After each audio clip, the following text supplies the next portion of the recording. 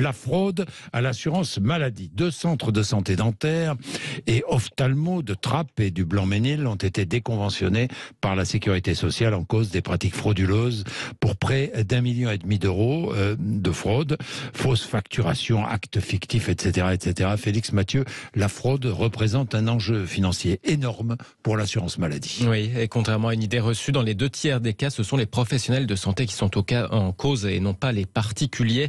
Dans le dernier bilan de l'assurance maladie en septembre dernier, 219 300 000 euros de fraude avaient pu être repérés et évités en 2021.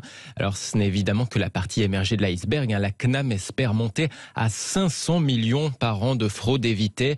Mais depuis 2012, en tout cas, l'assurance maladie a déjà réussi à éviter 2 milliards 200 millions d'euros de préjudice. Alors dans le top 3 de 2021, par exemple, on a des infirmiers libéraux, 39 millions de préjudice, des pharmaciens, 19 millions, puis des fournisseurs, 16 millions. Les médecins généralistes, 6 millions, se retrouvent loin derrière en termes de montant. C'est moitié moins, par exemple, que les transporteurs, les ambulances, 14 millions. Les assurés, eux, ne représentent que 27% des fraudes. Depuis 2018, il n'y a plus d'excédent de carte vitale. Par exemple, l'assurance maladie a procédé à 300 000 fermetures de droits entre les rentrées 2021 et 2022. Bon, ça c'est ce que dit l'assurance maladie. Les chiffres sont révisés régulièrement. Ces centres de santé dentaire et ophtalmo représentent un enjeu nouveau dans la lutte contre la fraude. Oui, leur développement a été favorisé pour améliorer l'offre de soins, mais ils sont dans le collimateur de nombreux professionnels de la santé. L'Assemblée nationale a voté fin novembre pour un encadrement plus strict de ces structures. Certaines sont carrément présentées comme des machines à cash. L'assurance maladie se dit très mobilisée dans la surveillance de ces centres qui affichent des facturations jugées parfois atypiques. 88 centres de santé dentaire et 44 centres de santé ophtalmologique font actuellement l'objet de contrôles par les caisses d'assurance maladie. Thierry Maignan, bonjour. Bonjour Monsieur Bourdin. Merci d'être avec nous. Vous êtes sénateur libre de Seine-Saint-Denis. Thierry Maignan, vous vous êtes penché sur cette fraude, notamment dans votre département. Alors, ça fonctionne comment la fraude là, dans ces centres? Déjà, je voudrais vous dire toute ma satisfaction. Pour une fois, les services de l'État nous ont suivis. Oui. Et l'ARS et la CPAM ont fait diligence. Nous les avons alertés et pour la première fois, vous les nous avez avons une sanction ferme. Après avoir été saisis par des particuliers? Oui, alors ça se passe en plusieurs étapes. La première étape, on est satisfait de voir arriver dans un département où il y a pénurie de médecins, on est satisfait de voir arriver un centre avec des médecins. Centre de soins, on nous promet bons et merveilles. On nous dit, vous aurez en plus, vous voulez un gynéco, vous aurez un gynéco. Vous voulez 2 médecins traditionnels, vous les aurez. Et puis, on ne voit rien arriver. Alors, à peu près dans le mois qui a suivi la mise en place de ce centre ophtalmo, au Blanc-Ménil. Au Blanc-Ménil, donc 60 000 habitants quand même. Oui, 60 000 quelque chose d'important. On a commencé à avoir des remontées de patients qui nous disaient on veut pas que notre témoignage apparaisse, mais il y a des choses bizarres. Par exemple, dès qu'on entre dans ce laboratoire, on subit un test Covid. Obligatoire. Même si obligatoire et payant. Même si on a subi un test la veille, on nous dit c'est pas grave, il faut recommencer. Enfin payant, c'est la sécurité sociale qui paie. Bien sûr, bien sûr. Et puis donc très vite, on a mis un petit journal dans le journal de la ville, un quinzomadaire, donc qui est très lu. On a mis un petit article en disant, en mettant en garde les habitants, en disant on a quelques doutes. Et là, on a eu un afflux de témoignages par écrit de gens qui nous disaient mais il y a des choses abracadabrantesques. C'est comme ça qu'on disait à l'époque. Une dame nous dit, mon mari m'a accompagné et on est sorti du laboratoire avec chacun une prescription d'opération de la cataracte des 2 yeux, mais pour mon mari aussi, comme si c'était contagieux, vous voyez, au passage. Ah oui, d'accord. C'est-à-dire que le mari était venu accompagner son épouse, c'est ça. Et tout à coup, on lui a trouvé quelque chose. C'est ça. Et la même chose que sa femme. Donc, le principe, il est simple. Vous ouvrez, et là, il y a des failles de la loi, monsieur le disait, il y a une faille. Ils utilisent une faille de la loi et ils surfent sur le manque de médecins, tout simplement. C'est-à-dire qu'on ouvre un laboratoire avec un médecin diplômé, que l'on ne revoit plus, on lui dit qu'il consulte à distance. Et devant vous, vous avez non pas un ophtalmo, mais un orthoptiste ou quelqu'un, ou voire même l'assistante qui vous fait la prescription. Voilà. Et c'est en cela qu'il y a des dérives.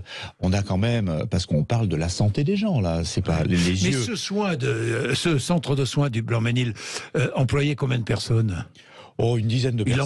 Il emploie une dizaine de personnes. Oui. Une dizaine de personnes, oui. Alors la famille, on a compris qu'il y avait le frère et la sœur, et puis que on prescrivait des opérations et c'est le papa qui opérait en d'autres lieux. Ah oui, d'accord. Et puis, comme on a besoin d'un opticien pour prescrire des lunettes, eh bien ils avaient ouvert, quelqu'un de la famille avait ouvert une boutique d'optique, et on amenait allègrement les patients avec l'ordonnance jusqu'à cet opticien pour être sûr que le patient ne se tromperait pas.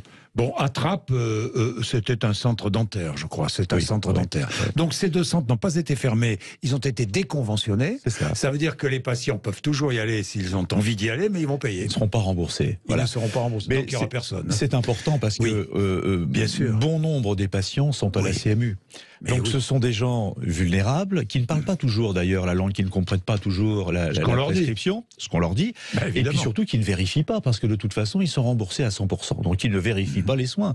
Et c'est ainsi qu'on a un exemple d'une personne qui avait besoin de lunettes. On lui a dit on vous fait les lentilles en même temps. Il a dit mais j'ai pas besoin de lentilles. C'est pas grave, c'est la Sécu qui paye, vous serez remboursé.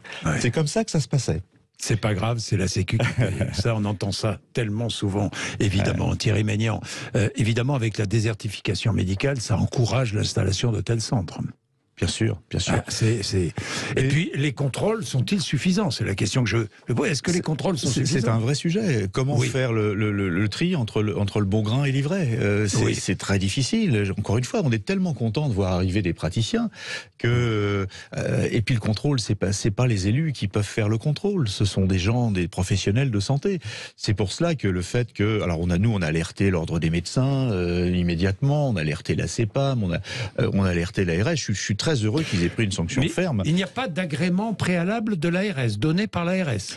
Si, probablement. L'Agence régionale de santé? Probablement, mais sur des informations qui évoluent au fil du temps. Effectivement, il y a un médecin diplômé ophtalmo qui ouvre le centre. Oui. Mais il disparaît. Moi, je vous dis ça parce qu'il y a une proposition de loi qui a été déposée par une députée, je crois que c'était à l'automne, qui estime qu'il faut encadrer, évidemment, plus strictement ces centres, l'installation de ces centres. Déjà la création de ces centres, et ensuite il faut contrôler efficacement ces pratiques.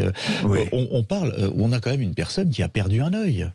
On a un monsieur qui nous disait, alors je ne sais pas qui l'a ausculté, mais on n'a pas diagnostiqué une tumeur derrière l'œil. Alors qu'un praticien nous a confirmé que un bon médecin diplômé ne peut pas passer à côté. Or, ce monsieur a failli perdre la vie. Il a perdu un œil, mais il a failli perdre la vie. Oui. C'est sérieux. Oui, évidemment. Comment est-ce que des médecins peuvent se prêter à de telles pratiques? Il y a plusieurs centres de soins en Seine-Saint-Denis. Il y en a de plus en plus. Il y en a de plus en plus, oui, parce que il y a tellement de besoins bien sûr. La population. Alors après, moi, je ne suis pas à même de porter des appréciations sur ce qui se passe dans les villes voisines. Je sais que chez nous, au Blanc-Ménil, on a beaucoup de centres dentaires qui se sont créés. Alors pour l'instant, on n'a pas d'écho défavorable, mais on suit ça de près, vous imaginez bien.